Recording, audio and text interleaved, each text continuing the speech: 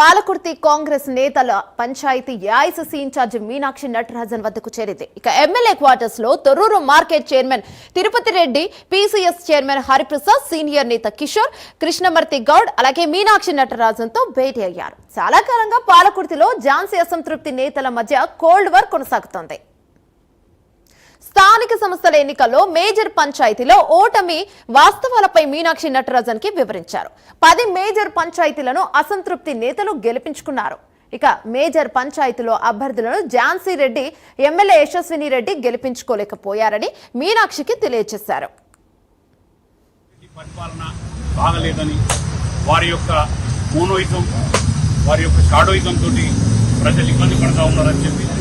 మీనాక్షి గారికి మేము రిప్రజెంటేషన్ ఇవ్వడం జరిగింది. ఆ రిప్రజెంటేషన్ మీనాక్షి గారు బాగా స్పందించారు. వారికి మేము కృతజ్ఞత చెప్తా ఉన్నాం. ఎందుకంటే కాంగ్రెస్ పార్టీలో మరి ఇటువంటి పద్ధతి ఎక్కడ లేదు.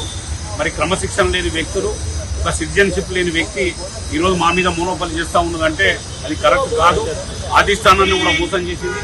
అధిష్టానం మోసం చేసి వైస్ ప్రెసిడెంట్ తీసుకున్నారు. ఆ వైస్ ప్రెసిడెంట్ పై కూడా న్యాయ విచారణ చేసి తక్షణమే వైస్ ప్రెసిడెంట్ తీసేయాలని చెప్పడం జరిగింది కాంగ్రెస్ పార్టీలో.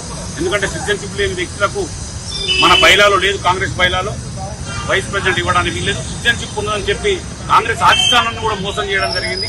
ఆ మోసాన్ని కూడా ఈ రోజు మీనాక్షి గారి దృష్టికి తీసుకుపోయినా ఎటువంటి జరగకూడదు. మరి ఎందుకు ఈ పద్ధతిలో జరుగుతూ ఉన్నది, ఇంతమంది సర్పంచులు ఓడిపోవడానికి కారణం ఏందని చెప్తే వారికి చెప్పడం జరిగింది. వారి ప్రవర్తన బాగలేదు, ప్రజల్లో ఉండట్లేదు. వాళ్ళు ఎలక్షన్లు కాగానే ఇద్దరు అత్తాకోడలు చదువుకొని అమెరికా వెళ్ళిపోయారు. మరి ఈ రోజు ప్రజలకు ఏ కష్టం వచ్చినా చూసేవాళ్ళు లేడు.